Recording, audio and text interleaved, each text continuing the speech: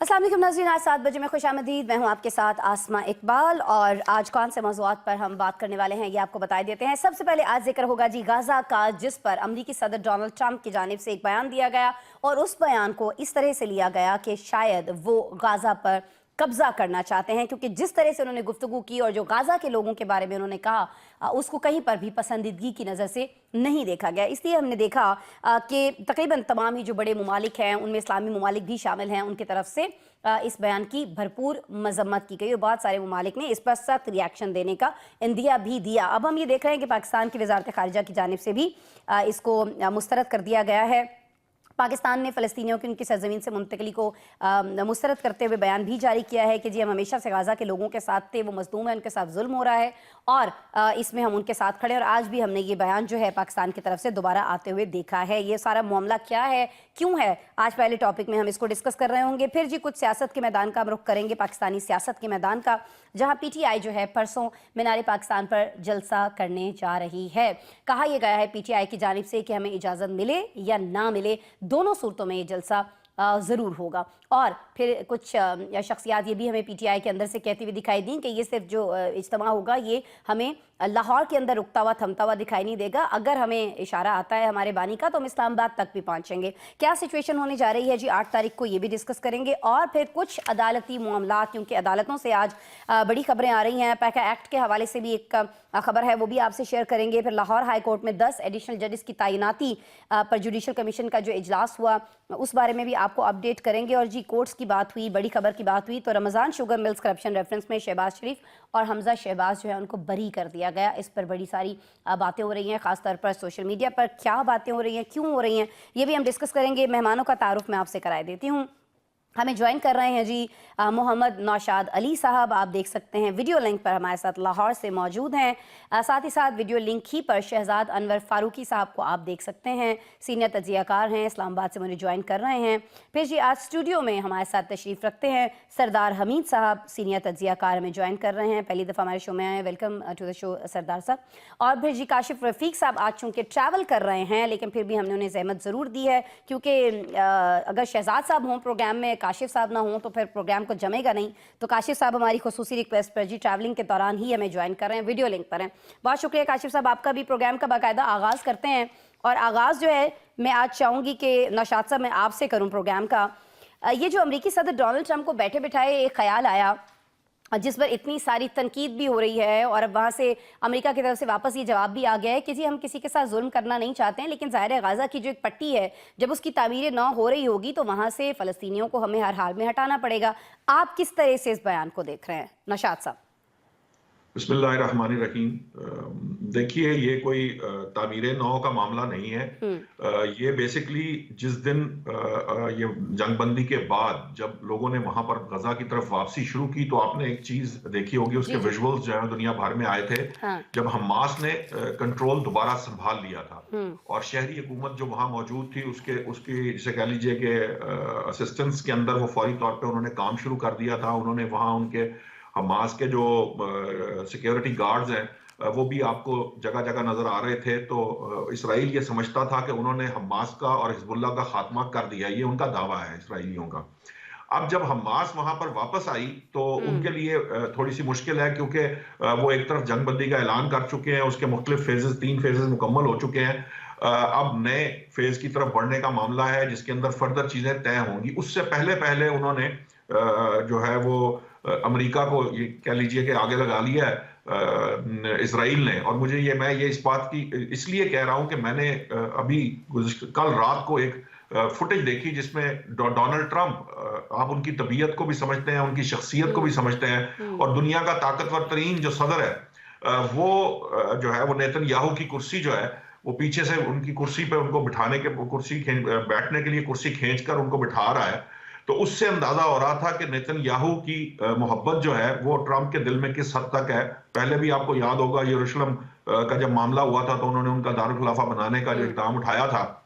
ये सारा कुछ जो है ये ट्रंप साहब जो है वही कर सकते हैं। और इस वक्त जो सिचुएशन है वहां की वो ये है कि जो गजा के लोग हैं, एक छोटी सी बच्ची, बहुत खूबसूरत और बड़ी मासूम सी बच्ची ने डोनाल्ड ट्रंप से कुछ सवालात किए हैं कि जो है वो उसकी वीडियो वायरल हो रही है इस वक्त, कि वो जिन्होंने अपना सब कुछ गवा कर, यानी उन्होंने अपनी जानों का नजराना देकर, और इतनी शहादतें, हजारों की तादाद में शहादतें हैं और लाखों की तादाद में लोग जख्मी हैं, और उसके अलावा अभी तो कई हजार ऐसे अफराद हैं जिनका जो लापता है और जिनकी मलबे के तले से जो है वो लाशें निकल रही हैं। वो बच्ची सवाल पूछ रही है कि मैं आज जब अपने घर लौटी हूं तो मुझे किस हैसियत में या किस वजह से मेरे घर से दरबदर किए जाने की कोशिश कर रहे हैं। लोग कहते हैं, वहां के जो गजा के रहने वाले हैं, उनकी अगर आप बातचीत सुने सोशल मीडिया पर तो आप हैरान रह जाएंगे। वो कहते हैं कि हमें किसी घर की नहीं, हमें इस मलबे की जरूरत है। इस मलबे पे हम जो है ना अपना घर तामीर खुद से कर लेंगे, हमें किसी की मदद की जरूरत नहीं है। हमने जो है वो हमारा अज़्म वहीं का वहीं है। इसराइल कुछ भी कर ले, अमेरिका कुछ भी कर ले, हम जो है वो अपने गजा को जो हक है उससे दस्तबरदार नहीं होंगे। और यही वो आप देखिए कि दुनिया भर से, इवन जो जर्मनी और फ्रांस जैसे जो ममालिक हैं जो अमूमन जो है वो मगरबी अक़वाम के साथ होते हैं, बरतानिया है, जी जी। मुसलमान जो मोहम्मद बिन सलमान साहब हैं, उन्होंने तो बहुत स्ट्रेट अवे कह दिया कि जी इसराइल के मामले के अंदर जब तक गजा की अलग फलस्तीनी रियासत की बात नहीं होती, हम ताल्लुकात भी नहीं कायम कर सकते। ठीक है। बड़ा सख्त रिएक्शन दुनिया की तरफ से सामने आया। असल में जो ट्रंप हैं ये डबल गेम कर रहे हैं। एक तरफ वो नेतन्याहू को खुश कर रहे हैं, दूसरी तरफ असल में वो तामीर नौ के लिए, जो तामीर नौ अपने हाथ में लेना चाहते हैं, वो बेसिकली अपनी इंडस्ट्री, अपने लोगों के रोजगार के लिए वहां पर जाना चाहते हैं, ताकि वो वहां का कारोबार एक्चुअली हासिल कर सकें जो कोई और मुल्क ना हासिल कर सके, या कोई मुस्लिम ममालिक वहां पे जिस तरह उसके इर्द गिर्द के ममालिक हैं, उर्दन है और मिस्र है, कहीं उनको इस आबादकारी में या फलस्तीनियों को उस आबादकारी में कोई हिस्सा ना मिले। इसलिए वो चाहते हैं कि अमेरिकी कंपनियों को वहां पर जो है वो एंकर कर दें। ठीक है, उनको अपने जो है वो मफादात वहां पर दिखाई दे रहे हैं। ठीक हो गया नौशाद साहब, और जाहिर है कि वो अपने मफादात के लिए, और जिस तरह से वो कहते हैं कि वो एक दफ़ा फिर से अमेरिका को जो है वो अजीम अमेरिका बनाएंगे और उसके लिए उन्हें कुछ भी करना पड़ा वो करेंगे और उन्हें किसी की परवाह नहीं है। मैं काशिफ साहब आपकी तरफ आना चाहूँगी। आपको लगता है कि जिस तरह से रिएक्शन अब सामने आ रहा है, ये जो ट्रंप की जानिब से जिस मंसूबे का ऐलान किया गया था, जिस तरह से गजा पर कब्जे का ऐलान किया गया था, आपको लगता है कि इस रिएक्शन के बाद अब ट्रंप को पीछे हटना पड़ेगा? क्योंकि ट्रंप ने जब ये दावा किया था कि जी यहाँ पर इस इलाके में वो इस्तेहकाम लाना चाहते हैं, मुलाजमतों के मौके पैदा करना चाहते हैं, लाखों लोगों को आकर आबाद करना चाहते हैं, तो अब वो उस मंसूबे से पीछे हट जाएंगे इस मजम्मत के बाद जो मुख्तलिफ ममालिक ने किया? सर बिस्मिल्लाहिर्रहमानिर्रहीम। देखिए अस्मा, अगर ट्रंप ने गजा के मामले के ऊपर पीछे हटना होता हाँ। तो वो ये ऐलान ही क्यों करते? और आप क्या समझती हैं कि ये ऐलान जो है वो उन्होंने फिलबदी कर दिया होगा? बाकायदा मुलाकात हुई है और मुलाकात में जो इसराइली प्राइम मिनिस्टर है उन्होंने उन्हें बाकायदा एक गिफ्ट के तौर पे पेजर दिया है, उन्होंने एक पावर शो की है। उसके बाद उन्होंने कहा कि इसराइल को जो है वो करना है, ग्रेटर इसराइल का मंसूबे की दूसरी तरफ इम्प्लीमेंटेशन के नुक्ता नजर में ट्रंप ने ये ऐलान किया है। अब जब उन्होंने ये ऐलान कर दिया है तो आप समझिए, अगर वो ये ऐलान करके पीछे हटे किसी भी प्रेशर पे तो फिर अमेरिका की पॉलिसी गिर जाएगी। बिल्कुल पीछे नहीं हटेंगे।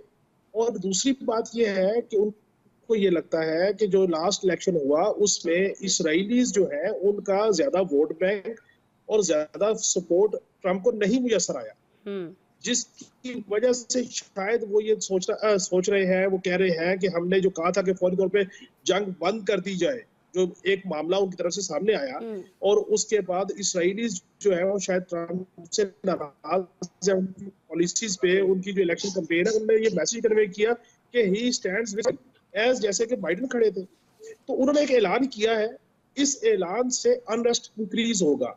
देखिए, सऊदी अरेबिया समेत पाकिस्तान समेत तमाम इस्लामी ममालिक इस बात के, इस तनाज़े के हल के लिए सादा सा फार्मूला दे चुके।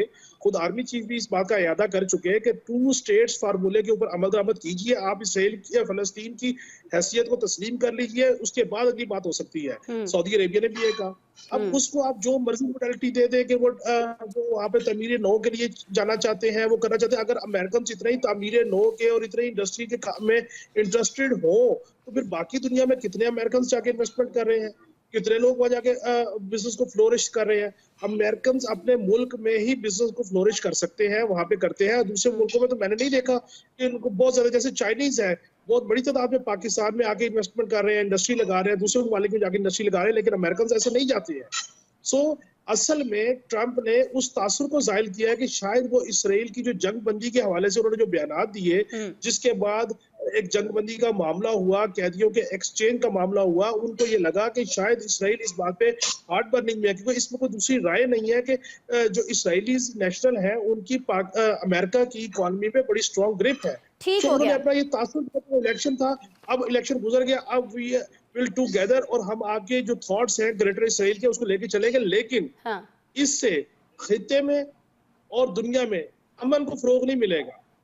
क्या क्या अच्छा होता कि वो ये कहे कि मकबूजा कश्मीर के अंदर जो भारत कर रहा है हम उसके ऊपर ट्रंप बयान दे। आपको याद होना चाहिए यही ट्रंप साहब थे जिन्होंने कहा था मैं मसला कश्मीर हल कराने के लिए तैयार हूँ, हाँ। लेकिन आज तक मसला लेकिन कश्मीर फिर हल सर नहीं उसके हुआ। बाद रिएक्शन बड़ा आया था ना भारत की जानिब से, ये भी हम सब ने देखा था, वो पीछे क्यों हटे थे। लेकिन अभी आपको लग रहा है कि वो गाजा वाले मामले पर ये बयान उन्होंने बहुत सोच समझकर बाकायदा एक लाहे अमल के तहत और बड़ा टाइम गुजारने के बाद दिए, तो वो इससे पीछे नहीं हट रहे होंगे। मैं शहजाद साहब आपकी तरफ आऊंगी, आप क्या समझते हैं कि फिर वजह यही है कि इजरायली वजीर दिफा जो हैं उन्होंने अपनी फौज को अलर्ट रहने के लिए कह दिया है और पैगाम उन्होंने अपनी फौज को ये दिया है कि जी वहां से गाजा से बहुत सारे जो फलस्तीनी वहां पर मौजूद है उनको रजाकाराना तौर पर आपने बाहर निकालना है। एंड वी ऑल नो कि रजाकाराना का लफ्ज सिर्फ इस्तेमाल के लिए एक लफ्ज है, किस तरह से उनको निकालने की तैयारी हो रही है ये तो हम सबको पता है। तो कोई इस रिएक्शन से फर्क नहीं पड़ने वाला जो दूसरे ममालिक ने दिया? आपको लगता है कि जो मंसूबा ट्रंप बना चुके हैं उसको अमली जामा पहना के रहेंगे? बिस्मिल्लाहिर्रहमानिर्रहीम। बहुत शुक्रिया आसमा। ये एक बड़ा संजीदा मामला है और इसकी थोड़ी सी बैकग्राउंड समझने की जरूरत है। जी सर। जब नवंबर में अमेरिकी सदारती इलेक्शंस हो रहे थे तो उस दौरान ये मुद्दा सामने आया और उस वक्त सदर ट्रंप ने, जो कि उस वक्त अभी एक कैंडिडेट थे, उन्होंने इसके हल के हवाले से कुछ बातचीत की थी और कहा था कि मैं उसको इस तरह से पीछे हटा दूंगा, मैं उनको ये कर दूंगा, मैं उनको वो कर दूंगा, जिसकी वजह से वहां मौजूद जो मुसलमान पॉपुलेशन थी उसके अंदर एक हमदर्दी पैदा हुई और मुसलमानों ने वहां पे ट्रंप को वोट दिया। और इस बात को वहां पे सराहा जा रहा था कि जो उनकी मुखालिफ कैंडिडेट थी डेमोक्रेट पार्टी की, वो कमला हारिस जो हैं, उन्होंने इस मामले पे कोई बयान ही नहीं दिया, जबकि ट्रंप जो थे वो पब्लिकली इस मामले को एड्रेस कर रहे थे और उसकी वजह से उनकी मुसलमानों में बिलखसूस अपील बढ़ी और उनको इस दफा वोट पड़ा। सही। अच्छा, अब वो चूंकि इलेक्शन जीत चुके हैं तो अब वो जो जाहिर है कि अमेरिका में जो असर और रसूख, मेरे दोनों मोहतरम साहिबान ने अर्ज किया है कि वहाँ पे बहुत असर और रसूख है, तो वो बिल्कुल है। अब उसकी नाराजगी, उस फैक्टर की जो ज़ायनिस्ट की नाराजगी, तो ट्रंप भी अफोर्ड नहीं करते और उनके घर में मौजूद है, मतलब उनके दामाद को अगर आप देखें तो ऐसे में वहां पे उनको अब बैलेंसिंग एक्ट की जरूरत थी जो उन्होंने किया नेतन्याहू के साथ, और वो उन्होंने स्क्रीन पे दिखाया भी कि वो किस तरह से उनको वैल्यू करते हैं या क्या करते हैं। अब सवाल है कि क्या वहां पे वो आबादकारी चाहते हैं और निकालना चाहते हैं। मुझे तो सबसे पहला एतराज उनके बयान पे ये है कि उन्होंने कहा 15 लाख फलस्तीनियों को हम दूसरे ममालिक में आबाद करेंगे। जहां तक मुझे याद पड़ता है, नवंबर अक्टूबर 2023 की जो मरदमशुमारी थी उस वक्त वहां पर फलस्तीनियों की तादाद 23 लाख के लगभग थी। हाँ। अब आप 15 लाख की बात कर रहे हैं, तो मेरे लिए जो ज्यादा खतरनाक बात है कि वो 8 लाख लोग किधर हैं जिनको वो शुमार में ही नहीं ला रहे। क्या इतने सारे लोग शहीद कर दिए गए हैं या पहले ही डिस्प्लेस कर दिए गए हैं? तो ये मतलब हमें कुछ और दिखा के कुछ और हो रहा है कि यानी 8 लाख को तो हम भूल जाएं, अब हमारा हिसाब किताब 15 लाख का है तो वो 8 लाख तो अब गिने ही ना। दूसरी बात ये है कि ये जो आबादकारी के जितने मंसूबे होते हैं उनकी हकीकत में, और आप सब बल्कि आपके देखने वाले भी समझते हैं कि ये सिर्फ एक ट्रैप होता है जिसमें लाके आप अपनी मर्जी के नताइज हासिल करना चाहते हैं। अभी जो चीन की तरफ से, फ्रांस की तरफ से, बरतानिया की तरफ से, मैं नहीं समझता, सऊदी अरब का भी रिस्पॉन्स आया है इस पे, तुर्की का भी आया है। जी सर, मुस्लिम ममालिक का। सऊदी अरब का थोड़ा सा ये है कि उन्होंने कोई $6,000 जो है वो 6,000 अरब डॉलर जो है वहां पे इन्वेस्ट करने हैं, वहां पे उन्होंने इन्वेस्ट करने हैं, तो शायद उनके बयान की कुछ थोड़ी बहुत वक़्त हो। अदरवाइज मैं नहीं समझता कि मुस्लिम कम्युनिटी में किसी मुल्क के किसी भी बयान की कोई अहमियत है। टाइम कम है, लेकिन ब्रेक पर जाने का चाइना, बर्तानिया, फ्रांस और जर्मनी वगैरह जो कुछ कह रहे हैं, इसको इतनी आसानी से मतलब इससे नजरें नहीं चुराई जा सकेंगी, क्योंकि दूसरी तरफ वो नेटो के जो पैसे हैं वो उनमें से कटौती कर रहे हैं। तो जो नेटो के ममालिक हैं बिलखसूस, वो इस पे और तरह से रिएक्ट करेंगे। यूरोप किसी और तरफ खड़ा होगा, अमेरिका किसी और तरफ खड़ा होगा। तो ये बड़ी एक ठीक है, इस पर हमें डिवाइड दिखाई दे भी रहा है और डिवाइड दिखाई देगा भी, और ये मसला हो सकता है ट्रंप के लिए कि उनको इस पर रीथिंकिंग जो है वो करना पड़े। मैं सरदार साहब आपकी तरफ आऊंगी। सर, आप फरमा दीजिएगा, अभी शहजाद साहब ने इतने सारे ममालिक के नाम लिए जिन्होंने इसकी मजम्मत की है, और साथ ही साथ शहजाद साहब ने मैं भी बताया कि पाकिस्तान का इस पे क्या स्टैंड था और वो उसको किस तरह से देखते हैं। मुझे बस सर ये आप फरमा दीजिएगा कि आपको लगता है कि जिस तरह से सऊदी अरेबिया ने साफ जवाब दे दिया अमेरिका को, जिस तरह से दीगर ममालिक अभी हमें रिएक्शन देते हुए दिखाई दे रहे हैं, तो जो बात शहजाद साहब ने की कि इतना ईजी नहीं होगा ट्रंप के लिए ये सब करना, आपको भी ऐसा ही लगता है? और बहुत दफ़ा ट्रंप ये भी कह चुके हैं कि जितना मर्जी ये मुश्किल रहे वो करने को तैयार हैं, और आज जो उनकी जानिब से एक बयान और सामने आया उसमें भी उन्होंने कहा जी कि हम ये सारा कर रहे होंगे और पैसे भी अपने नहीं लगाएंगे, इन्वेस्टमेंट भी कहीं और से लेके आएंगे, तो प्लान तो पूरा तैयार है उनकी तरफ से। आसमा साहब बहुत शुक्रिया। ये देखें, हमारे दोस्तों ने जो बात की बिल्कुल दुरुस्त बात है कि जितनी बड़ी तबाही फ़लस्तीन के ऊपर हुई है, मुस्लिम उम्मा जो है इस बात को बड़ी बखूबी जानती है कि जिस कदर नस्ल कुशी वहाँ पे की गई। और ट्रंप ने जब इक़्तिदार संभाला तो लोग, जब ये जंग बंदी का ऐलान हुआ तो लोग इस बात पे मुतमईन थे कि शायद बेहतरी की तरफ हालात जाएंगे और ट्रंप भी अपना रोल एज आ सुपर पावर के तौर पे वहाँ प्ले कर सकते हैं। लेकिन ये जो कल का स्टेटमेंट है, ये इंतहाई इसने हिला के रख दिया पूरी दुनिया को, ख़ासकर पूरी मुस्लिम उम्मा जो है उसका रिएक्शन आपने देख लिया, सामने आ चुका है। तो मेरा ज़ाती ये ख्याल है कि ट्रंप के लिए इतना आसान नहीं होगा कि वो इतना बड़ा ऐलान करके, जिस तरह उनकी तरदीदें भी आई हैं, तर्जुमान का भी एक बयान आया कि उन्होंने वहाँ पे कब्ज़े की बात नहीं की बल्कि उन्होंने तामीर नो की बात की है। अब ये देखना होगा आगे चल कर के आए। लेकिन हमारा तो बींगा मुस्लिम ये ईमान भी है कि यहूद और नसारा कभी मुसलमानों के दोस्त नहीं हुए। सर, उन्हें तामीर नो ये कब्जे में आप डिफरेंस कह रहे हैं ना सरदार साहब, तो और जब जितनी एक बंदा जो वहाँ पे वो बस कर रहा चुका है है वहाँ पे, अगर वहाँ पे वो जाएगा तो एक बड़ी तबाही आएगी, इंसानी अलमिया जन्म लेगा। पूरी दुनिया इसको सपोर्ट नहीं कर रही है। और गज़ा में जब हो रहा था तो आपने देखा कि कितना लोगों ने आवाज़ उठाई, मुस्लिम उम्मा ने कितनी आवाज़ उठाई।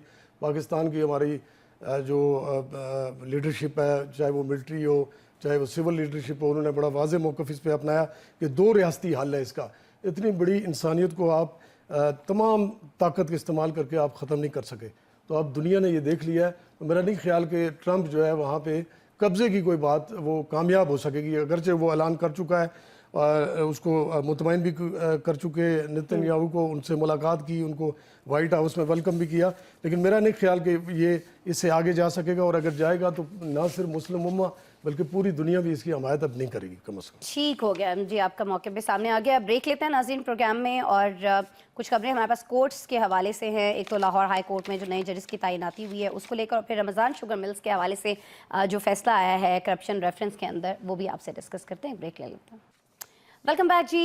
बात होगी कुछ पीटीआई की। एक तो पीटीआई जलसा करना चाह रही है परसों मीनार पाकिस्तान पर, और उस हवाले से इंतजाम जो हैं उसकी तरफ से कहा यह जा रहा है, खासतौर पर आलिया हमजा साहिबा की जानिब से कि इंतजाम जो हैं वो सारे के सारे मुकम्मल हैं। और इस हद तक इंतजाम हमने कर रखे हैं कि लोग जो हैं वो सिर्फ लाहौर ही में इकट्ठे नहीं होंगे, बल्कि अगर हमारे बानी इमरान खान के बारे में वो बात कही तो उन्होंने कहा कि अगर वो हमें कहते हैं कि आपने इस्लामाबाद की तरफ रुख करना है तो हम इस्लामाबाद की तरफ भी रुख कर रहे होंगे। लेकिन इस दौरान उनके ऊपर बहुत सारे छापे भी मारे जा रहे हैं।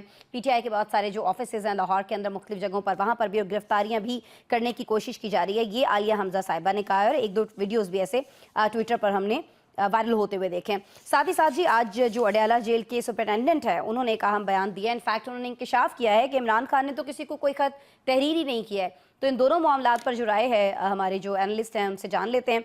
काशिफ साहब, ये इतनी सारी बहस हो गई, इतने सारे प्रोग्राम्स हो गए टीवी चैनल्स पर, सोशल मीडिया पर इतना तूफान खड़ा हो गया, इमरान खान के बहुत सारे फॉलोअर्स उनसे खफा हो गए इस बात पर कि खत लिखा, और अभी सुपरिटेंडेंट जेल कह रहे हैं कि ऐसा तो कोई खत है ही नहीं, अगर होता तो पहले जी हमारे पास आता है जांच पड़ताल के लिए, उसके बाद जेल से बाहर जाता है, तो ये ट्विटर पर ही था खत। ये क्या सिलसिला है सर? ये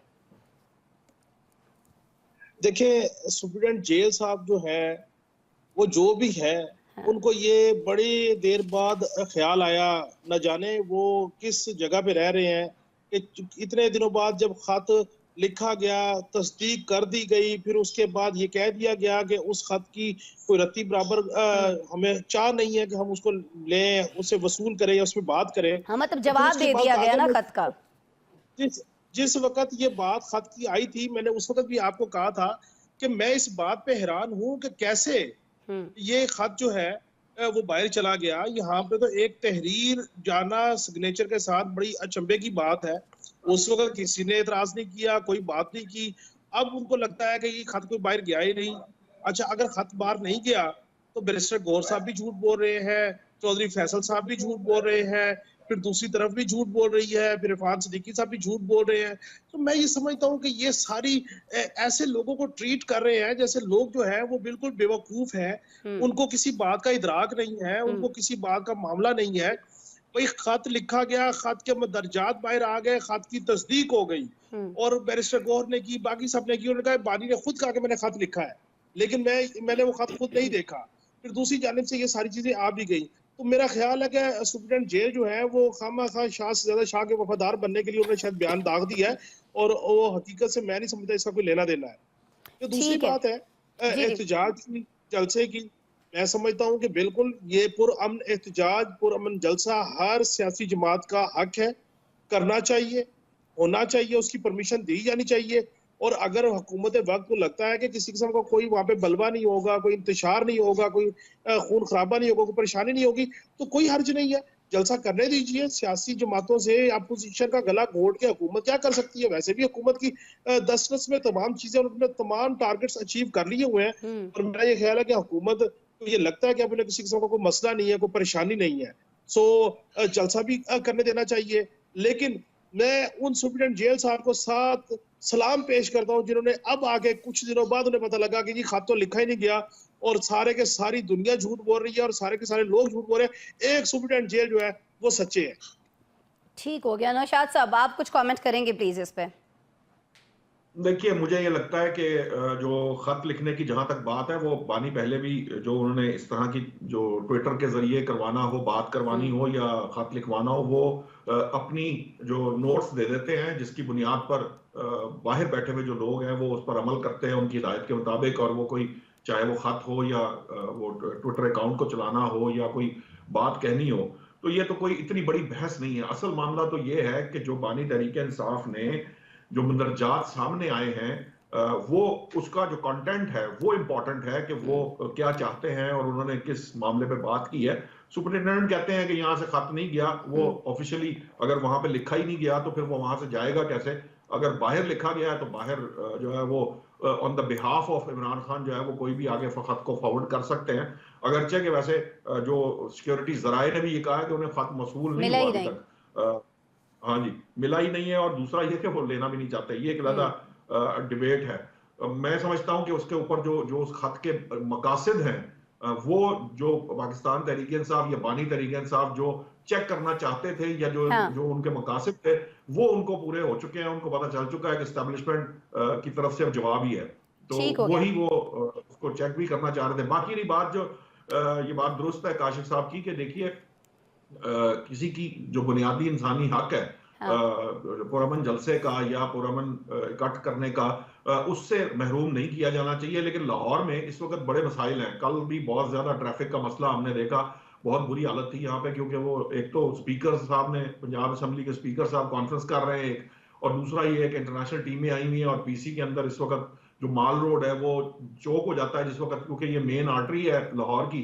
तो जैसे ही वो चौक होती है, पूरा जो लाहौर की ट्रैफिक है वो डिस्टर्ब हो जाती है। तो वो मामला अपनी जगह है, लेकिन अगर मीनार पाकिस्तान या कोई दीगर कोई ऐसी जगह जहां पर इसका लोड ना हो, मसलन रायगढ़ वाली साइड पे भी हुआ हो सकता है, या मीनार पाकिस्तान भी अगर दूसरी साइड से लोगों को कहा जाए मुल्तान रोड के परे से, तो शायद वो मुमकिन होगा। लेकिन ये बात दुरुस्त है कि ये उनको इजाजत नहीं मिली और ना ही मिलेगी, क्योंकि ये जो डर खौफ होता है कहीं पे कोई ऐसा नुकसान ना हो जाए, अगरचे के होने नहीं लगा। मैं आपको बता रहा हूं कि इस वक्त जो पंजाब पीटीआई के अपने पंजाब के जो सोशल मीडिया सेल हैं या व्हाट्सएप सेल है, उसके अंदर ये बात कही जा रही है। उन्होंने प्लानिंग अगली कर ली है। वो लाहौर जलसे को फोकस नहीं कर रहे, वो अब सवाबी जलसे को फोकस कर रहे हैं। और वो तमाम लोग जो अफोर्ड करते हैं जाना, उनकी ड्यूटीज, और उनको कह दिया गया कि आप सवाबी जलसे में शिरकत करें। जो लोकल रह जाएंगे वो अपने अपने इलाकों में जो है ना वो बाहर निकल सही हो गया। शायद इसकी वजह ये भी है कि आलिया हमजा साहिबा हो या पीटीआई की दीगर क़यादत हो पंजाब के अंदर, दे ऑल नो कि जी लाहौर से अब लोगों को निकालना कोई इतना इजी नहीं होगा जिस तरह से लाहौरियों के ऊपर सख्ती की गई है जब जो वहाँ पे। जी जी सर। अस्मा जी देखिए, अगर लाहौर से या पंजाब से लोग नहीं निकल रहे, हाँ, तो फिर तो हुकूमत को चाहिए इनको ओपन एनओसी दें, उन्हें कहें आज ही करें बंदे इकट्ठे, आपके बंदे नहीं निकल रहे, फिर हुकूमत को खौफ किस चीज का?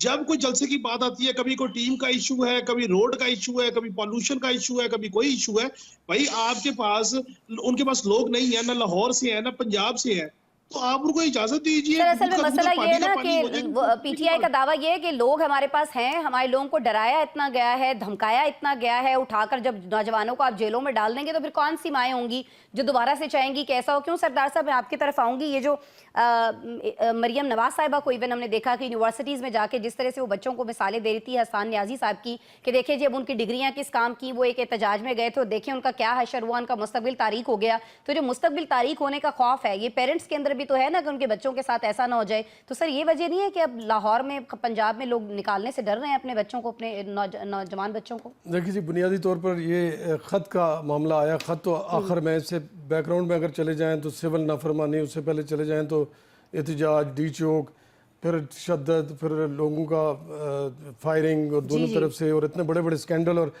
बुनियादी तौर पर जी इमरान खान जो है वो रिलीफ चाहते हैं। इमरान खान जाहिर है कि पहले भी मुज़ाकरात की जब बात आई तो उन्होंने कहा मैं एस्टेब्लिशमेंट से बात करूंगा। एक बार फिर उन्होंने आखिर में ये कार्ड था खत वाला उन्होंने छोड़ा है, उन्होंने खत लिख के देख लिया, उधर से कोई रिलीफ नहीं मिलना। उन्होंने रिसीव करने का भी कहा कि हम नहीं रिसीव करेंगे, अगर आता भी है तो उसकी कोई अहमियत नहीं है। ठीक है, उन्होंने सारे पत्ते खेलने के बाद एक बार फिर एहतजाज का रास्ता इख्तियार करने का फैसला किया है।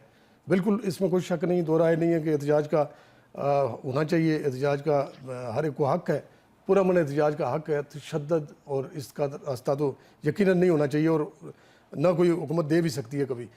तो इस सूरत हाल ये है कि लाहौर के अंदर जिस जहाँ पे वो करना चाह रहे हैं वहाँ पे इस वक्त इंटरनेशनल क्रिकेट, कितने अरसे बाद आप देखें पाकिस्तान यहाँ पे दहशत गर्दी होती रही, यहाँ से श्रीलंकन टीम पर अटैक्स हुए, पूरे मुल्क की बदनामी हुई आलमी सतह पर। इंटरनेशनल क्रिकेट आपके मुल्क से गायब हो गई, आपका मुल्क बदनाम हो गया। एक अरसे के बाद अगर यहाँ कोई सीरीज़ हो रही है तो उसी जगह वेन्यू क्यों है? अगर कोई साइड पे वो करना चाहें या उसके आगे पीछे करना है तो इसमें क्या हर्ज है? तो दोनों साइड से इमरान खान जो है वो जाहिर है कि हुकूमत से एक बार फिर वो टकराव की कोशिश कर रहे हैं ताकि किसी तरीके से जो है वो हुकूमत ब्लैकमेल हो, उनको निकालने के लिए कोई इक़दाम हो, वरना ब्लैकमेल करके वो बाहर आ जाएं। ये ख़त भी उसी की एक शक्ल है। उन्होंने अपने तौर पर एक आखिरी ख़त लिखा कि जी खुला ख़त है, एस्टेब्लिशमेंट ने इसको नज़रअंदाज किया है कि जी हमें मिला भी, पहली बात है मिला ही नहीं, और अगर मिलेगा भी तो वसूल नहीं करेंगे। सो ये उनकी एक टैक्टिस है, जिस तरह सिविल नाफरमानी का उन्होंने थ्रेट किया था। तो देखना ये होगा कि आगे चलकर वो कितना बड़ा जलसा कामयाब कर सकते हैं अगर वो करते हैं और हुकूमत क्या रिएक्ट करती है। ठीक है शहजाद साहब, मैं आपकी तरफ आऊंगी। ये जो लेटर है इसके लिखे जाने से पहले ये डिसाइड कर लिया गया था पीटीआई की जानिब से कि जी अब जो हमारी स्ट्रैटेजी है वो थोड़ी सी एग्रेसिव रहेगी। हमने जनवरी के महीने में कुछ नहीं किया, हमने दिसंबर के महीने के अंदर कुछ नहीं किया, लेकिन फरवरी से हम स्ट्रैटेजी चेंज कर रहे हैं, एग्रेसिव होकर आएंगे, जलसे करेंगे, जुलूस करेंगे। ये खत से पहले सर तय हो चुका था, लेकिन अब आपको लगता है कि खत के बाद जो जवाब आया उधर से, उसके बाद अब स्ट्रैटेजी जो है वो कोई और हो रही होगी इस जलसे को लेकर और आइंदा आने वाले एहतजाज को लेकर? सर मशरकी पंजाब में ना एक घर में चोरी हो गई। अच्छा। तो वहाँ की मकामी पुलिस गई तफ्तीश करने के लिए, तो एक सरदार साहब जो थानेदार थे उन्होंने तफ्तीश की, वहाँ पे खोजी कुत्ते भी लाए, वो सूंघने वाले और वो खोजी निशान उठाने वाले। तो कुछ 2 दिन के बाद फिर उन्होंने ऐलान किया कि जी मुझे पता चल गया है ये असल में किसी चोर का काम है।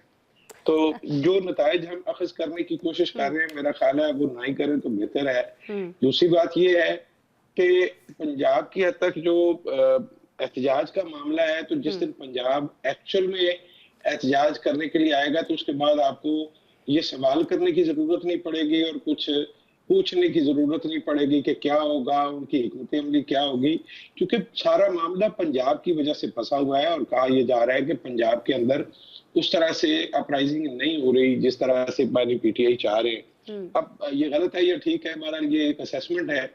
बाकी जो मुझे काशिफ रफीक भाई की बड़ी आज अच्छी लगी गुफ्तगू। असल में जब से पीका ऑर्डिनेंस आया है, इनका चश्मे का नंबर चेंज हो गया है। बुनियादी इंसानी हकूक और मतलब लोगों को इकट्ठे होने की, एहतजाज करने की इजाजत भी है अब।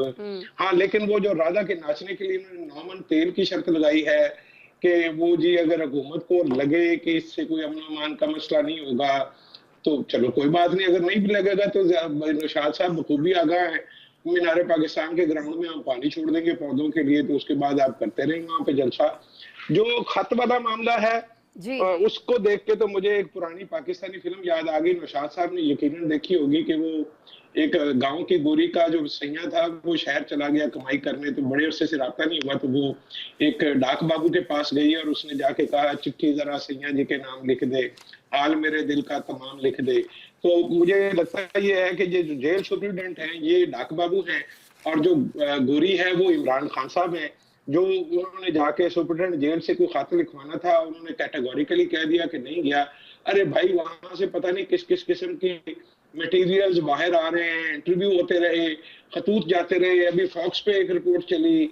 तो अभी ये सुप्रिटेंडेंट जेल को अगर ये तो एक तरह से जो मैं सारे आर्गूमेंट अपने तीनों भाइयों के मैंने सुनी है, वो तो यूं लगता है कि खत लिखने का मामला जो था चूंकि ठुस हो गया तो अब इमरान खान उससे दूरी करना चाह रहे हैं, तो वो सुप्रिटेंडेंट जेल उनके बिहाफ पे आके सफाई दे रहा है कि उन्होंने तो खाते को नहीं लिखा। हाँ। तो नहीं, मसला ये ना शहजाद साहब के खुद पीटीआई के बड़े जो लीडर्स हैं वो भी ये कह चुके हैं। बानी ने जब थोड़ा सा जरा समझने में कोई ऐसा प्रॉब्लम आया, ऐसा कोई आर्गुमेंट नहीं था। वो जो सुपरिटेंडेंट साहब हैं, वो जो काशिफ साहब ने कहा था, वो हुकूमत की साइड से या एस्टेब्लिशमेंट की साइड की बात की थी कि उनकी कोई वो फेवर करने की कोशिश कर रहे हैं। मेरा नहीं ख्याल कि उन्होंने कहा कि इमरान खान, लेकिन एक बात जरूर है, एक सवाल पूछता हूं नौशाद साहब, एक सवाल आपसे पूछता हूं। जी जी शहजाद साहब, काशिफ साहब, सरदार अमीर साहब, ये खुला खत होता क्या है एक्चुअली? ये किस पते पे जाता है, जरा मुझे भी बता दें। मैं गुजारिश करता हूं, खत का मामला जो है, मैंने इसीलिए मंदरजात की बात की। एक बात जरूर मैं आपको बता दूं, ये जो आपने प्रोग्राम में गोरी बनाया इमरान खान को, अगर ये वायरल हो गया ना तो उसके बाद फिर आप अपनी खैर बनाइएगा बस। बाकी तो खैर है, ये तो हम तो गुफ्तगू करते ही रहते हैं जो करते हैं, लेकिन ये गोरी वाला मामला मुझे समझ में नहीं आया, ये क्यों आपने काशिफ साहब कुछ ऐड करना चाह रहे हैं? काशिफ साहब, मैं सिर्फ इतनी गुजारिश करना चाह रहा हूँ कि मैं फारूकी साहब का बड़ा मशहूर हूँ कि मशरकी पाकिस्तान से ये पुरानी फिल्म और गांव तक पहुंच गए हैं। और दूसरी बात ये है कि हुजूर खत लिखा गया, इसकी तस्दीक बानी ने बैरिस्टर गौर के थ्रू की और फैसल जो उनके चौधरी फैसल साहब वकील है उन्होंने कहा, खुद सहाफियों से गुफ्तगू करते हुए काशिफ साहब अडयाला जेल में उन्होंने कहा कि मैंने खत लिखा है। आपके सुप्रिटेंडेंट जेल की गुजारिश ये है, आपकी समझ में नहीं आती कि आप किसके साथ खड़े हैं। गुजारिश ये है, मैं देखे मसला ये है कि मैं कम अज कम उस बात के साथ खड़ा हूं जो हकीकत पर मबनी होगी, जो इंफॉर्मेशन होगी। मैं किसी सियासी जमात का वर्कर नहीं हूं, मैं उनकी थॉट को लेके नहीं चलता हूं। जिसकी जो अच्छी चीज है वो बताऊंगा, जो गलत चीज है ठीक हो गया काशिफ साहब, ब्रेक लेना है, ब्रेक लेना है। प्रोड्यूसर साहब कह रहे हैं टाइम बहुत ऊपर हो गया, ब्रेक लेते हैं नाजरीन। और ब्रेक के बाद हमें आपको ये बताना है कि नवाज शरीफ साहब, जिनके हवाले से कल भी हमने बात की कि खासे एक्टिव दिखाई दे रहे हैं, आज उन्होंने कहा है कि जी विफाकी काबीना में तौसीक कर ली जाए। जी हाँ, अब आप सोच रहे होंगे उनके पास तो कोई हुकूमती ओहदा नहीं है, तो फिर वो क्यों ग्रीन सिग्नल दे रहे हैं, इसको डिस्कस कर लेते हैं। फिर ये जो शुगर मिल्स करप्शन है, रमज़ान शुगर मिल्स करप्शन, उसके हवाले से जो फैसला आया है वो भी, और जो नए जजेस की तैनाती हो गई है इनफैक्ट लाहौर हाई कोर्ट में, इसको भी डिस्कस करते हैं। वेलकम बैक जी। काशिफ रफीक साहब, मैं आपकी तरफ आऊंगी। सवाल मेरा आपसे ये है कि लाहौर हाई कोर्ट में 10 जो एडिशनल जजेस की तैनाती होना थी वो हो गई है। जुडिशल कमीशन का इजलास हुआ, उसके बाद ये नाम भी सामने आ गए। फिर Ramzan sugar mills corruption reference जो है उसका फैसला आ गया। शहबाज शरीफ साहब, हमजा शहबाज साहब, उनको बरी कर दिया गया। फिर अब हम ये भी सुन रहे हैं कि नवाज शरीफ साहब जो है उन्होंने ग्रीन सिग्नल दे दिया है कि जी हुकूमत जो है वो काबीना के अंदर जो है वो तौसी कर सकती है। तो अभी सर सारे का सारा ऐसा दिखाई दे रहा है कि नून लीग जो है, हुकूमत जो है, उसके पास बड़ी सारी आज़ादी है और जो चीज़ें वो करना चाह रही है वो बड़ी खुल खुला के कर रही है। देखिए, इसमें कोई शक नहीं है कि हुकूमत अपने ग्रेजुअली तमाम टारगेट्स को अचीव कर चुकी, आईनी तरमीम करवा चुकी, जजेस इन प्लेसमेंट हो गए, आईनी बेंच बन गया। और जनवरी के अवाइल में ये बातें बाज गश्त थी वफाकी दारुल हुकूमत में कि वफाकी काबीना में तौसीक की जाएगी। लेकिन अब चूंकि supreme leader of Noon league और corporate chairman of Noon league private limited जो सियासी जमात है, उन्होंने कह दिया है कि भाई आप नए बोर्ड ऑफ डायरेक्टर रख लें, नई काबीना में बंदे ले आए तो बस अब वो काबीना में तोसी हो जाएगी। लेकिन आप एक चीज देखिए कि इस सारे अमल में जी सबसे ज्यादा लॉस हुआ तहरीक इंसाफ का, जिद की वजह से। और सबसे ज्यादा रेमेडी तहरीक इंसाफ के पास एक ही है, जो मैं तवातुर से कह रहा हूँ कि पार्लिमान में जाइए, हुकूमत टॉपल कीजिए, इन तमाम कानून साजियों को अंडू कीजिए। अदरवाइज जितना मर्जी जोर लगा लें, जजेस भी एक बात कहेंगे कि आइन में तरमीम हो चुकी है, हम आइन और कानून की पासदारी करेंगे, हम इसको ठीक लेके हो गया। चलेंगे। हम किसी भी भले उस पर किसी को इख्तलाफ हो या इकरार हो। ठीक हो गया। वक्त हमारे पास कम है, मैं चाहूंगी नौशाद साहब अगर आप प्लीज 30 सेकंड में, चलिए 45 सेकंड दे देते हैं आपको इस पर तबसरा करने के लिए।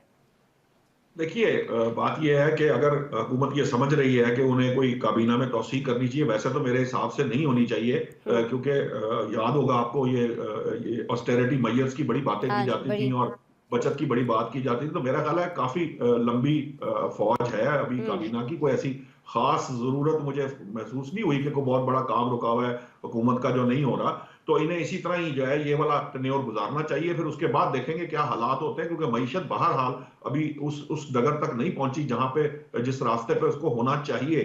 ठीक है, वो बेहतरी उसमें आई है, लेकिन वो अभी भी मैं समझता हूं कि अपने पांवों पर चलकर खड़ी नहीं हुई, भागना तो बहुत दूर की बात। सो इसलिए मुझे तो मेरा नहीं ख्याल कि तौसीह होनी चाहिए। बाकी रही बात के नवाज शरीफ साहब क्या कहते हैं क्या नहीं कहते, देखिए नून लीग के जो उनका सुप्रीम लीडर है वो यकीनन वो नवाज शरीफ ही हैं, चाहे शहबाज शरीफ हो या मरियम नवाज हो या कोई भी नून लीग का बंदा हो, उसने बात जो है वो नवाज शरीफ ही की माननी है। ठीक हो गया सर, ठीक हो गया। ऐसा मसला नहीं है, बिल्कुल उसी तरह, इस तरह बानी तहरीक साहब जो कहेंगे वही बात मानी जाएगी, या बिलावल भुट्टो जो कहेंगे वो बात मानी जाएगी। जरदारी साहब को चेयरमैन है, लेकिन उसके बावजूद वो बड़ा जो है वो इन्फ्लुएंस रखते हैं। आपने देखा है बिलावल को बड़ी दफा बहुत सारी चीजों से पीछे हटाते हैं। तो ये लीडर की ही मर्जी है, वो लीडर के हिसाब से चलेंगे लोग। सही हो गया, सही हो गया। सरदार साहब मैं आपके सामने आपके पास आना चाहूंगी। आप मुझे ये बताइएगा कि या क्या ये महज इत्तेफाक है कि जिसकी हुकूमत होती है कोर्ट से उसी के हक में फैसले सर आ रहे होते हैं? पाकिस्तान की बात कर रही हूँ सर। देखिए जी, बड़ा ये अफसोसनाक बात होती है कि जब केस बनाए जाते हैं तो बड़ा उसको मीडिया में तशहीर होती है कि लूट गया जी मुल्क और लूट गए जी, और ये बड़ा केस है जी, और एंड में प्रोसिक्यूशन जाके खुद ही कह रही होती है अनफॉर्चुनेटली कि जी साबित कुछ नहीं हो सका। और डेफिनेटली रमजान शुगर मिल्स में भी जब उसकी हुकूमत आ जाती है जिस पार्टी के खिलाफ, तो डेफिनेटली माजी में ऐसे शायद भी आपने दुरुस्त फरमाया, इसमें कोई शक वाली बात नहीं है कि जब हुकूमत में आ जाते हैं तो वो लोग बरी हो जाते हैं, और वो जो एकदम एक बूम होता है वो जनाब वो बैठ जाता है, और ये पता चलता है कि वो बरी हो जाते हैं और प्रोसिक्यूशन खुद कह रही होती है। तो ये बड़ा अनफॉर्चुनेट है। हमारी प्रोसिक्यूशन को जो केस बनाए वो तगड़े अगर केस हैं तो उसको प्रोसिक्यूट करें। और वफाकी काबीना में इजाफा सर, वफाकी काबीना में इजाफे की बात, काशिफ साहब की बात मैं बिल्कुल एग्री करता हूँ कि इस वक्त पावर पॉलिटिक्स अगर कर रही है तो यही गवर्नमेंट कर रही है, भरपूर पावर पॉलिटिक्स कर रही हैं। अपने कानून और जो उन्होंने करना था वो कानून साजी भी भरपूर तरीके से कर दी है। अब उनके पास क्या रह गया था? ज़ाहिर है ये भी एक कैबिनेट, अब भी जो जितना वजन है इस मुल्क के ऊपर, जितना भारी भरकम काबीना है मेरे ख्याल में काफ़ी थी। लेकिन अगर वो ज़ाहिर है कुछ लोग ऐसे भी हैं जो जिस तरह उन्होंने बताया कि नवाज शरीफ साहब की लोग थे, वो यकीनन इस काबीना का हिस्सा बनेंगे, तो भरपूर तरीके से वो चलाएंगे। शहजाद साहब, काबीना अपनी मर्जी की, जजेस अपनी मर्जी की और अब फैसला भी अपनी मर्जी का। सर देखें, काशिफ रफीक साहब ने एक बड़ा अच्छा पॉइंट उठाया है और मैं उनको सलाम पेश करता हूँ। वो जो उन्होंने तोहमत लगाई है ना इस हुकूमत पे कि उन्होंने जो कानून साजी करनी थी वो कर ली, जो करना था, जो हासिल करना था वो कर लिया। तो ये हुकूमत को जो उन्होंने जो तोहमत लगाई है मैं उसके साथ एग्री करता हूँ। अपना नौशाद साहब ने जो फरमाया वो उसमें एक फिक्रा बड़ा दिलचस्प है। उन्होंने कहा जी कि बड़ी बातें होती हैं कफायत शारी की। तो मेरा ख्याल है जो जब उन्होंने ये कह दिया था तो उसके बाद आगे तफसील में उनको जाने की जरूरत नहीं थी, क्योंकि हम हमेशा कफायत शारी की सिर्फ बातें करते हैं। इससे आगे हमारा ना कोई मतम नजर होता है कि इस पे कोई पूरी अमल दरामद करना होता है। ये सिर्फ कहने की एक बात है। सरदार साहब ने एक बड़ी कमाल बात की है कि ये वक्त की हकीकत जो है वो उस वक्त के जमीनी हक़ाइक़ के मुताबिक होती है। कभी आप देखते हैं कि आपको सख्त सजा हो जाती है 24 साल की, बगैर आपको सुने हुए आपको वहां से उम्र कैद की सजा हो जाएगी, और जब जमाना चेंज होता है तो आपको एयरपोर्ट पे रिसीव किया जाता है, वहीं पे आपकी बेल हो जाती है। तो मुझे तो इसमें कोई नया नहीं लगता, ये अभी जो हो रहा है इसको होने दिया जाए। मैंने आपको कहा ना कि मैं जब भी कभी पाकिस्तानी पॉलिटिक्स देखता हूँ तो मुझे ये टॉम एंड जेरी का जो कार्टून होता है जिसको देख के हम एंजॉय करते हैं, वो टॉम आगे आगे है और जेरी पीछे ठीक हो पीछे गया, है। ठीक तो हो बस गया टॉम और शहजाद जेरी साहब। की सिचुएशन बदलती रहती है। हाँ, सिचुएशन बदलती है तो बस फिर अपनी मर्जी के, जिसकी हुकूमत होती है उसकी मर्जी की चीज़ें भी होना शुरू हो जाती हैं, चाहे वो अदालती फैसले हों, चाहे वो जजेस की तैनातियाँ हों, और चाहे वो वफाकी काबीना के अंदर कुछ तब्दीली करना, वो तो खैर उनका इस्तेहकाक भी है, हक भी है। बहरहाल जी, आपसे मंडे को मुलाकात हो रही होगी। नाज़रीन, अपना बहुत सारा ख्याल रखिएगा। पैनलिस्ट का बहुत शुक्रिया और आपका शुक्रिया, आपने प्रोग्राम देखा। मंडे को मिलता है।